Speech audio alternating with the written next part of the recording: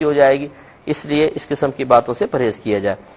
میں نے فرمایا کہ نماز میں بعض وقت خیالات آتے ہیں، اور سنا یہ ہے کہ جس شخص کے بارے میں خیال آ گیا اس نماز کا ثواب اس شخص کو ملے گا، ہمیں نہیں ملے گا۔ کیا یہ بات صحیح ہے؟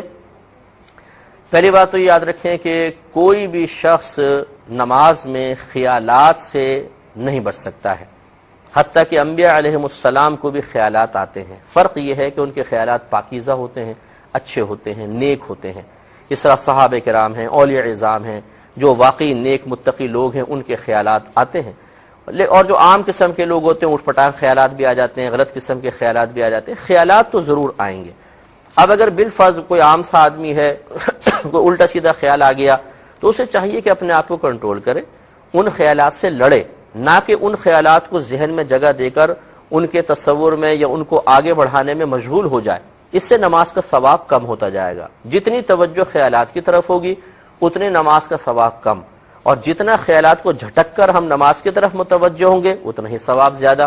حتیٰ کہ نبی کریم صلی اللہ علیہ وسلم نے ارشاد فرمایا کہ جس نے 2 رکعت نماز اس طرح ادا کی کہ اس میں دنیا کا کوئی خیال اپنے دل میں نہ لایا تو وہ گناہوں سے ایسا پاک و صاف ہو جاتا ہے جیسے آج ہی اپنی ماں کے پیٹ سے پیدا ہوا ہے۔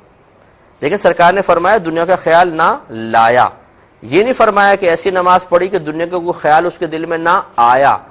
آنا الگ چیز ہے اور لانا الگ چیز ہے۔ لانے میں ہمارا قدرت و اختیار ہے، ہم جان بوجھ کے کوئی خیال لائیں، یہ لانا ہے۔ اور ہم نماز پڑھ رہے ہیں اچانک شیطان نے ڈال دیا، یہ آنا ہے۔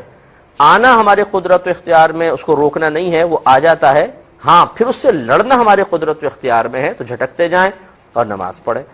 لیکن ان خیالات کی وجہ سے یہ سمجھنا، انہیں دیکھیں 2 چیزیں، خیالات آئے آپ مشغول ہو گئے، ایک ہے خیالات آئے اور مسلسل جھٹک رہے ہیں لیکن اس کی وجہ سے نماز میں پھر وہ ایک مزہ سا نہیں آ رہا۔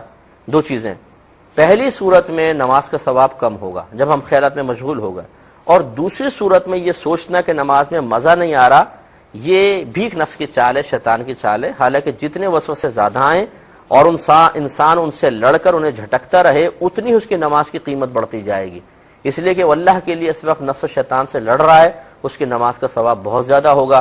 تو معلوم ہوا کہ خیالات کتنے ہی کثیر آئیں، نماز نہ چھوڑیں اور بالکل گھبرائیں نہیں، بلکہ یوں سمجھیں کہ چونکہ نماز ہم ثواب کے لیے پڑھ رہے ہیں، اور جب خیالات نماز میں آئیں ان سے لڑیں گے تو ثواب ہی زیادہ ہوگا، تو بس پھر کیوں عبادت ترک کی جائے اور کیوں اس وسوسے میں مبتلا ہوا جائے کہ پتہ نہیں ثواب مل بھی رہا ہے کہ نہیں۔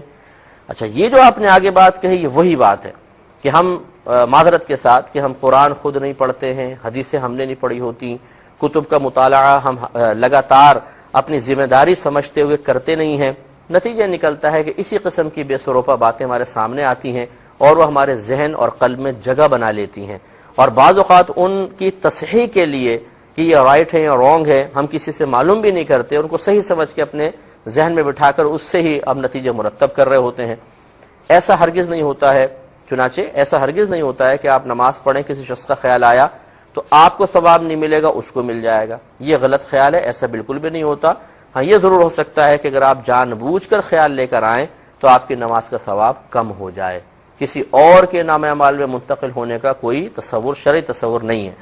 اب یہ وہی بات ہے کہ اگر کوئی شخص کہتا ہے، مثلا آپ نے تو پوچھا تھا، اگر کوئی کہتا ہے کہ نہیں ایسا ہی ہوتا ہے تو اس نے گویا کہ شریعت کے خلاف، شریعت پر ایک جھوٹا الزام، بہتان یا افترا گھڑا ہے۔